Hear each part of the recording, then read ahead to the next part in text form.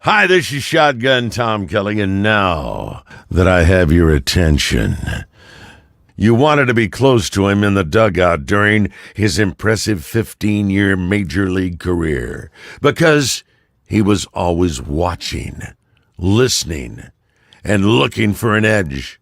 Now, Kurt Bavacqua brings that edge to Dirty Kurt's Dugout, where you can listen, watch, and be a part of the most honest, informative baseball show available today. Now, here's Kurt. Well, hello there, everybody. My City Connect is not the same color combination as the Padres' new City Connect jerseys, which they will bring out of the closet, I believe, this Friday. Talking to town before we get to that. Welcome to Bobby Bonilla Day, everybody. Bobby Bonilla, you say? Yep, today's Bobby Bonilla Day, and happy birthday, Mom. July 1st has become known as Bobby Bonilla Day. Before that, it was my mom's birthday, but it's still my mom's birthday, and it has now become Bobby Bonilla Day because today the Mets cut Bobby Bonilla a check like they have done every year since he retired in 2001 for $1.19 million. And he will continue to get a check every year until the year 2036. You know, here's what I don't understand.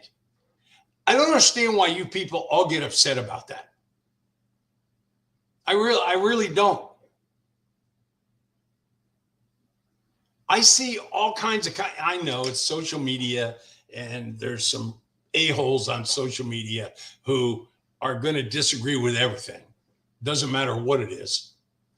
But, you know, I see people talking about this all the time. And I don't get it.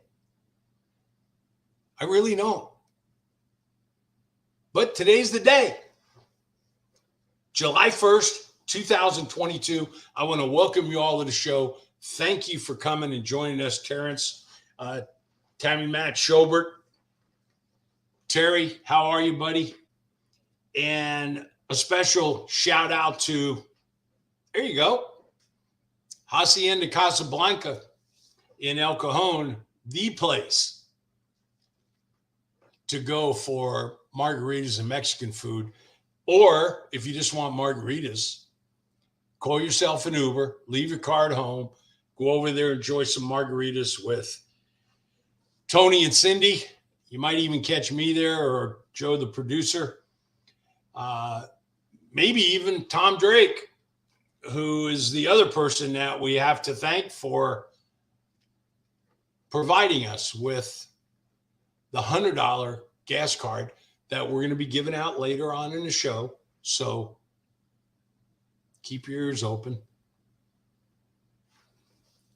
Got to listen every week. Well, last night up at Dodger Stadium, the Padres, a little more of the same treatment that they've been getting from the Los Angeles Dodgers for, wow, a long time, dating back 12, 13 games that the Dodgers have won consecutively against the Padres. But I'm not that discouraged. It's a situation where the Padre ball club has got to be able to score runs or a run in the second inning. They had the starting pitcher who was a younger kid on the ropes. They scored a run via Manny Machado in the first inning, of course, and a clutch hit. With 2 outs to drive Manny in. But in the second inning, they had the bases drunk with one out, and they just couldn't get it done. I got to tell you guys, I'm getting a little bit tired of seeing Trent Grisham's antics in a Padre uniform. And I say that because I got to tell you, there just hasn't been any offensive production from this guy in pretty much solid year. And how he won a Gold Glove award, I can't tell you. I really can't tell you. It must be political, because I can't tell you. So the Padres are up in Los Angeles this weekend, and let me tell you one other thing that's going to make you lose some sleep, and then we're going to go to the City Connect. The Padres being up in LA got me thinking about the importance of the games when you play a team that you're battling with for the division or anything. Because, and put your head on a marshmallow and think about this. One game, which the Padres lost last night and lost the game in the standings, is actually two.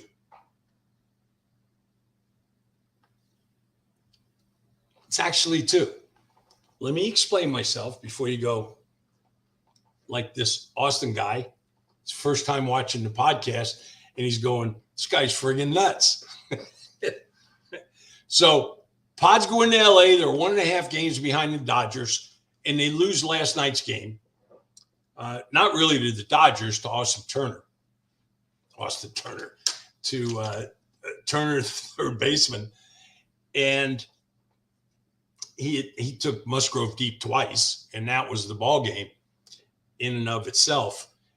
But they lost the game in the standings. But here's the difference. Here's the two games, the way it comes about in my mind.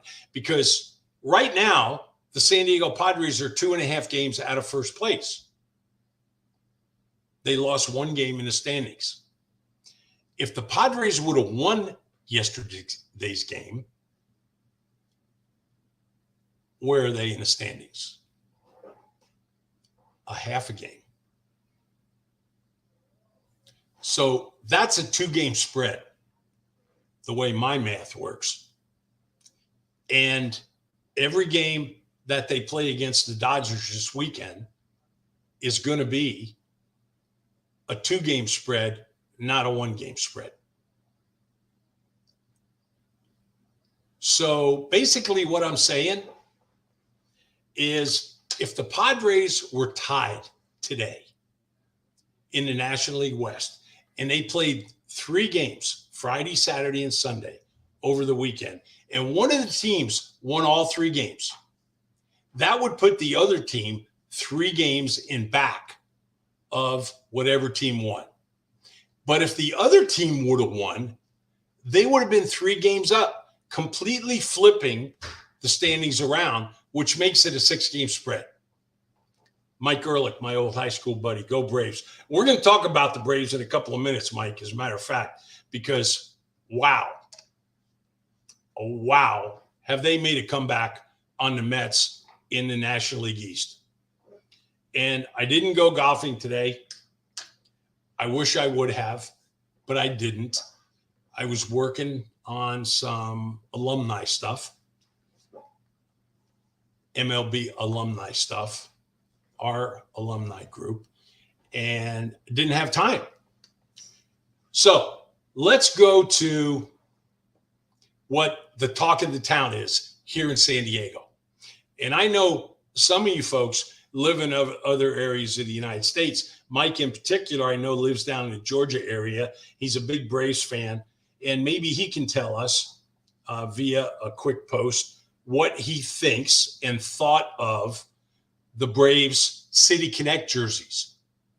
because there's lots of talk going on in San Diego. Joe, if you have the pictures, let's pull them up. There are the Padres. I got to tell you something. I think these pictures make the uniforms look a lot better than what I think that they look like right now. I might change my mind when I see these players on the field, but Joe and I talked about this real quick before we went on the air, and Joe's a San Diegan. He has all the right in the world to stand up and say, how can they possibly do this to us? So how can they possibly do this to us? How can they do this to you? It's hideous.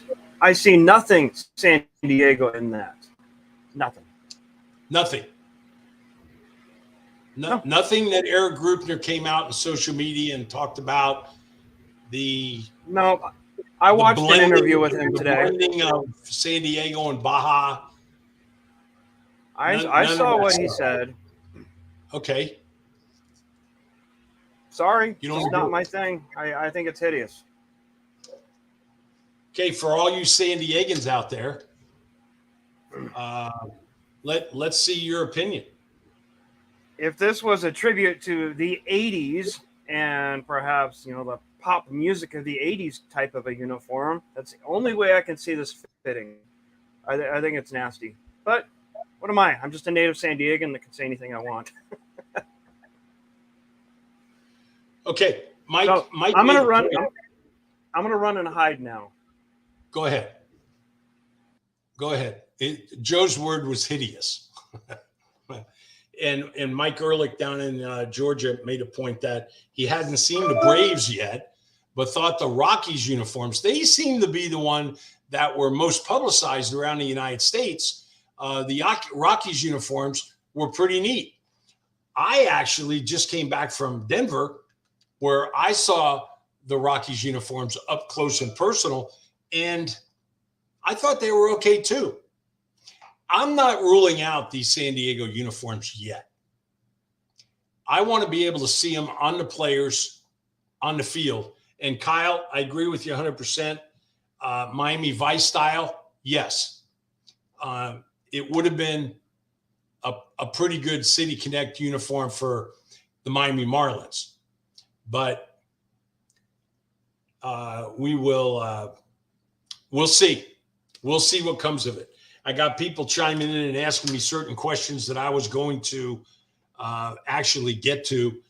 John asked your thoughts on Freddie Freeman's agent getting fired after he never disclosed the Braves' offer. That's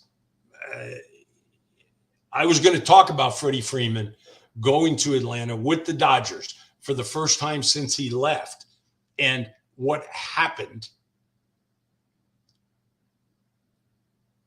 with not only Freddie Freeman, but the discourse that it seems like he created within the team. Unless that left-hander that they got on the team was just speaking out on his own and nobody else felt the same way. And I'm talking about Clayton Kershaw, made a comment that doesn't seem like Freddie wants to be a Dodger. Is that the City Connect jerseys? With an MLK patch? Those are nice. I mean, I like old style uniforms. Yeah. No, and that's a respectable jersey. Now, I don't know what they're trying to do with that, but maybe we can get a statement from the Braves explaining why they went in that direction. Because I tell you what, I don't know how much the cities have to do with the production and the development of these jerseys. I heard it's a coordination between Nike and Major League Baseball. So we will see. So I talked about the 2-game spread and not the 1-game spread. You know what? I got to tell you, the Padres are up in LA, and I'm thinking 10 to 12 days down the road. And you'll know why when I explain to you. Because after the Padres come back from LA, they're home for a couple of games against the Mariners, and then they have 4 games against the Giants that I think are going to be good baseball games also.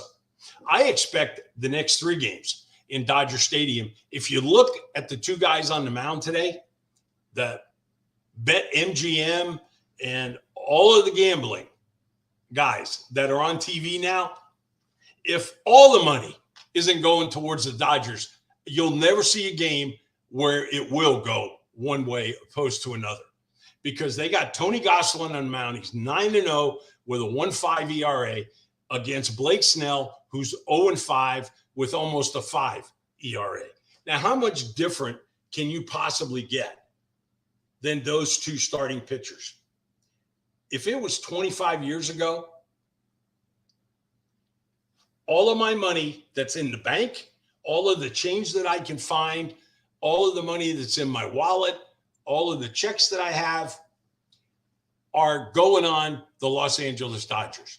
But because the game is the way it is today, you don't know what's going to happen.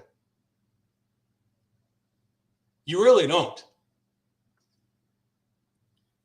So I'm looking forward to the games, just like I think a lot of you are. I started to say I'm looking 10 or 12 days down the road, because after they play the Giants in San Diego, you know where they go? If a lot of you don't know about this, they go back to Colorado, where the Colorado Rockies just kick the Padres' butt. They got their number. They're having trouble with the Los Angeles Dodgers. And I tell you what, the Padres got to do something early in these games to show the Dodgers that they're there for a reason, and not just to show up, play some innings, and sit back and wait for something to happen. Because that's the way it looks. That's the way it looks.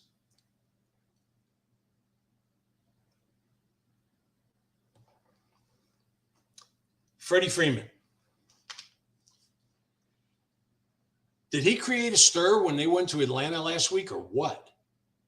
And it continued on with Clayton Kershaw's comment that, does Freddie really want to be a Dodger? I mean, he's calling the big signing over the winter out, which I found curious.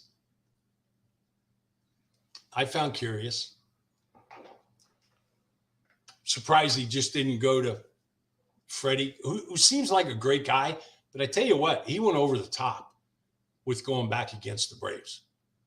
I got to tell you how I feel about it, and that's the way I feel.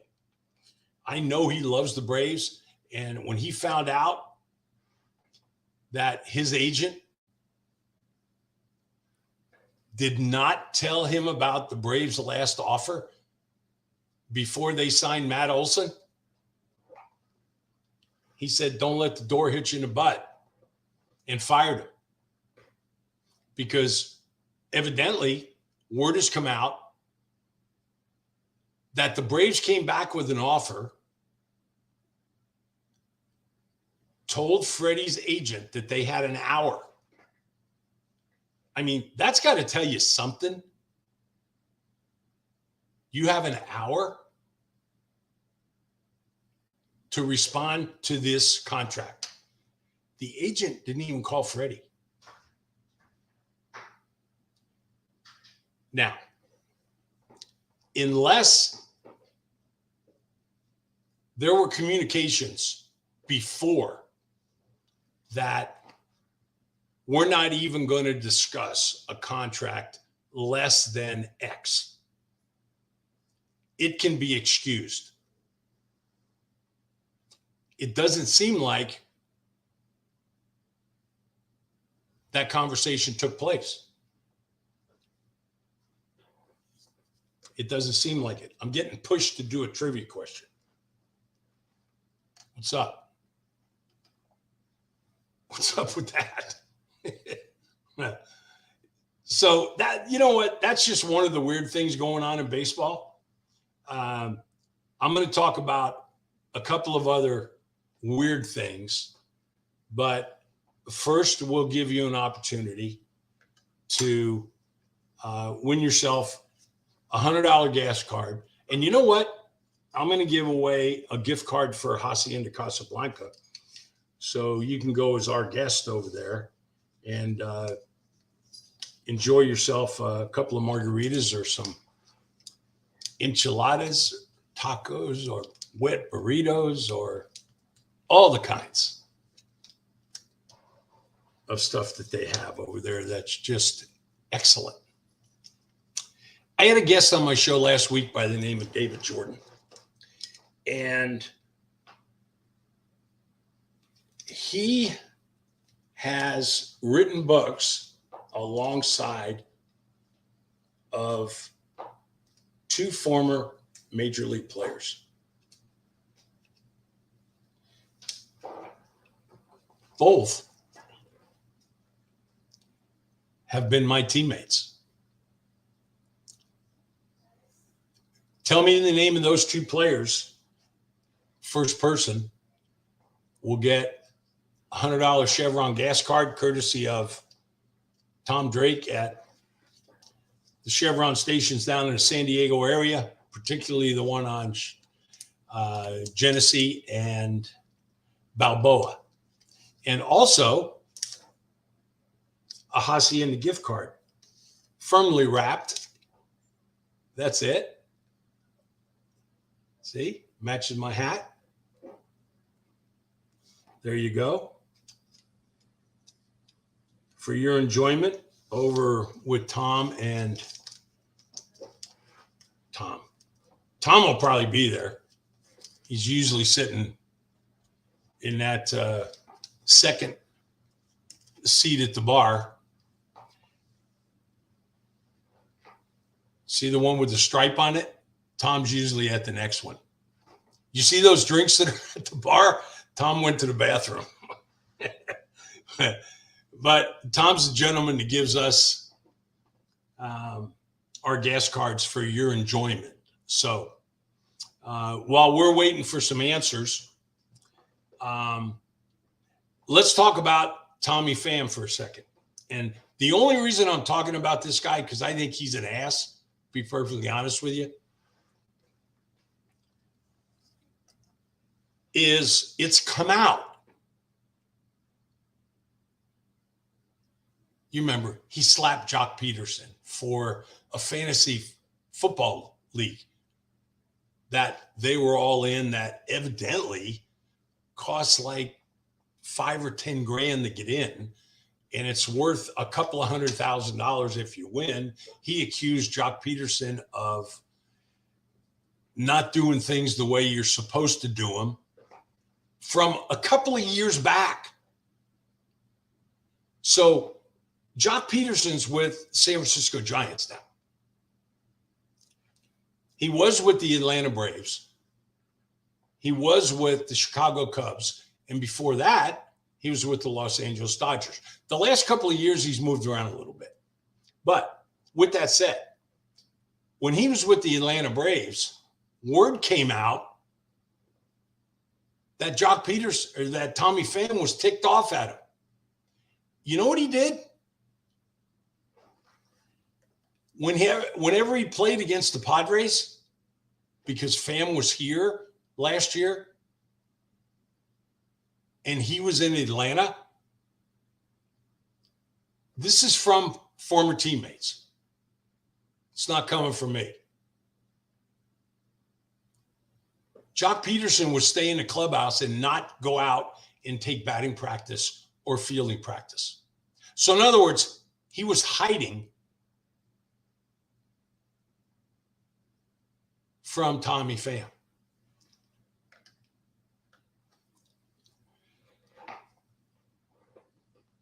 Really?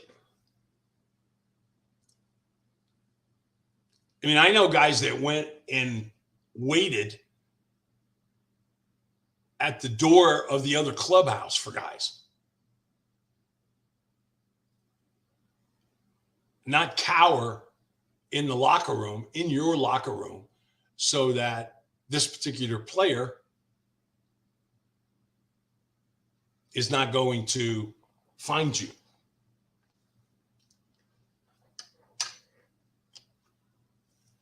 I just saw Kyle Lundy's answer come up of Johnny D'Acquisto and Dave Parker, and he's correct. But it seems to me that Kyle has won before. Is that right, Joe? Or has he not? He has won before, about a month and a half ago. Well, it doesn't matter. I mean, it's throughout the season. So Gotcha. I appreciate your expertise, Kyle, but we've said it before on the show. You can't win twice, so we can give everybody an opportunity to listen to the show and to win the prizes. And we don't want to be giving them away to the same person every single week. So with that said, you are correct, and I appreciate you listening. But we're going to have to put it off until next week and come up with a different question. Kyle was right on top of that one. So he either watched the show or he had enough time, almost 5 minutes, to look it up. Let me talk to you real quick about, before I get to Richard Perez's question, man, you're moving around. Hawaii, Vegas, California. I got to call you one of these days and find out what's up. Koufax won 27 games and completed 27 games. And we even no, we're never going to see that again. No, those days are over. Never going to happen, at least not in our lifetime. So,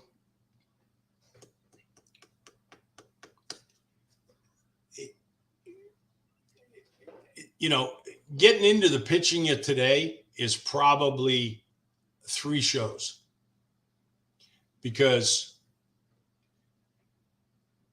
it's gotten so bad. Not necessarily the outings by certain pitchers, but the way they've run the organization, the staffs, and the pitching, and the way they continue to get hurt.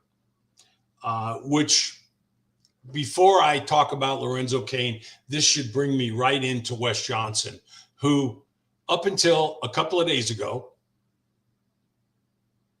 was the pitching coach for the Minnesota Twins. Wes Johnson, pitching coach for the Minnesota Twins, who's been there for 3 years. The Minnesota Twins are either in the lead or they're darn close to it in the American League Central. Wes Johnson quit that job. Cleveland's on their tail, as you can see.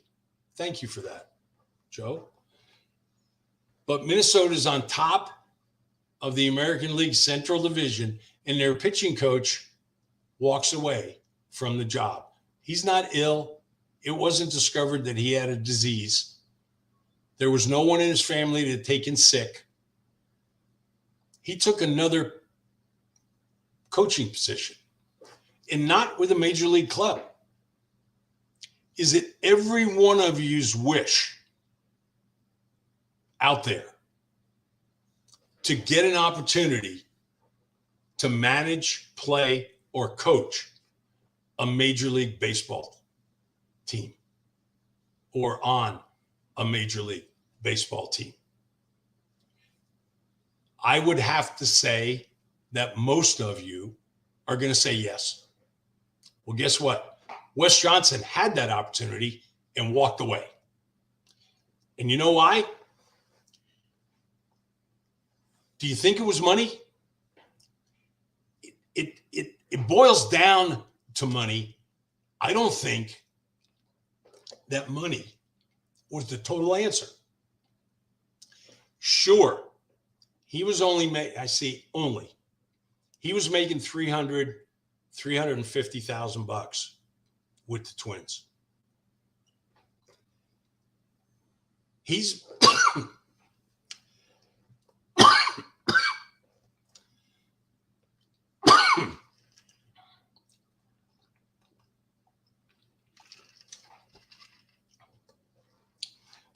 see what happens when I get excited? He's now making $750,000 as the pitching coach for the LSU Tigers. That's right. I said the LSU Tigers. They have one hell of a baseball program. As good as it gets. But how can you leave a coaching position at the major league level and accept a pitching coach job at a D1 school? Especially when your team is a contender. You know, I could see it if he's the Baltimore Orioles pitching coach. Or if the writing's on the wall that if that staff doesn't turn around, that you're going to be gone.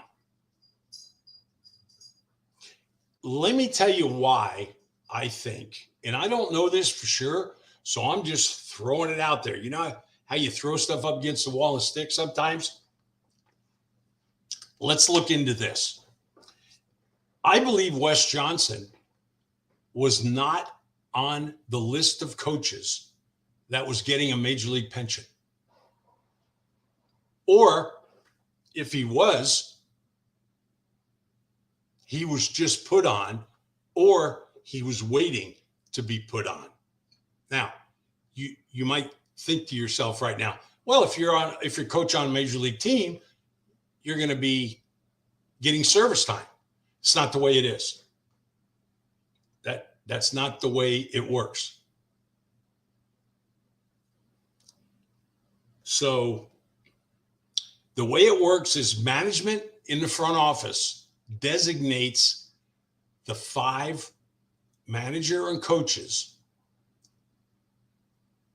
that will be acquiring service time for that particular year.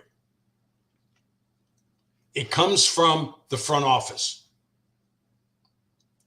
I think that has something to do with his decision to leave the Twins and go to LSU. Or there was some type of disagreement with upper management, the analytics team, possibly the manager, but I don't think that's it, as far as which way they should be going or what they should be doing.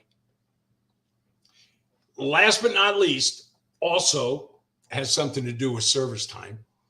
Lorenzo Cain has been DFA'd, designated for assignment, by the Milwaukee Brewers. I keep seeing him in a Kansas City Royals uniform, but he was with the Milwaukee Brewers, and it came out in Milwaukee media that the Brewers kept him on the roster so that he could acquire his 10 full years in the big leagues and be a fully vested major league player. I sent a notice back right away as soon as I saw this media post to the writer of this. And I said, if you think major league owners are going to keep a player around so that they have to pay him more money after he's released, you're crazy. That's not why the Milwaukee Brewers kept him around. They probably didn't even know that he was approaching his 10-year mark. I think it was a coincidence. But if in fact they did, it was a great move on their part. You will find organizations that will do that every so often, but you're going to have to look really, really deep. So again, our thanks to Tom Drake, Lacima Oil, and the Chevron stations down in San Diego, particularly the one that I go to a lot on Balboa and Genesee, and also Hacienda Casablanca out in El Cajon. We're going to try, we're going to give these away next week because it will be about something that I said on this show today. So all of you that are listening, Mike's giving us an update on the Braves game. He's glued in front of his TV watching the Braves right now, shut out. I don't even know who they're playing, but Riley hit number 19. So think about that. Think about a major league pitching coach leaving an organization that's in first place. If they go on to win the World Series, that's $350,000 to $500,000. That's a full share. Is going to fall into that range if you win the World Series. But there's licensing revenue. There's, which you're not a part of if you're not getting service time.